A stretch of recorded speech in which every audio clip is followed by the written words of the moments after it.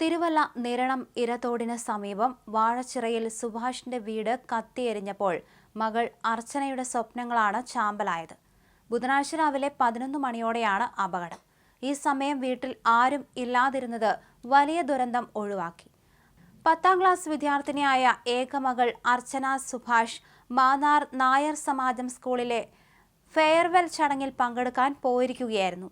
അർച്ചനയുടെ 10ാം class model പരീക്ഷ തിങ്കളാഴ്ച ആരംഭിക്കും. പാഠപുസ്തകങ്ങൾ എല്ലാം അഗ്നിക്കിരയായി. ഇത്രയും കാലം കുടുംബം സ്വരുക്കൂട്ടിയ മുഴുവൻ സമ്പാദ്യവും അഗ്നിയിൽ എരിഞ്ഞു.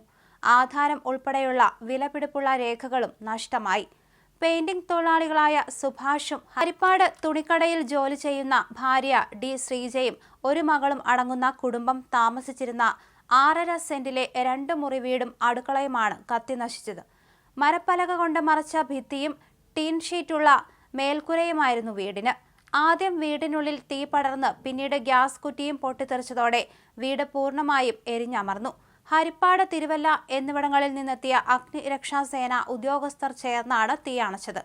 സമീപവാസികളായ കിഴക്കേപ്പറമ്പിൽ കുടുംബം ഇവർക്കായി താൽക്കാലിക താമസ സൗകര്യം ഒരുക്കി. വീട് പൂർണ്ണമായും പോയി. പരീക്ഷ എന്തായി മാനസികാവസ്ഥ? പഠിക്കാൻ പുസ്തകമില്ല, യൂണിഫോം ഇല്ല.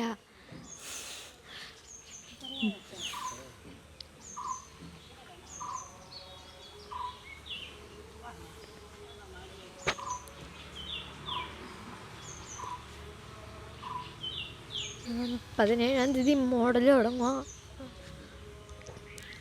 അതിനുണ്ട് ഒരു ഇതുമില്ല. പുസ്തകം എല്ലാം കത്തിപ്പോയി.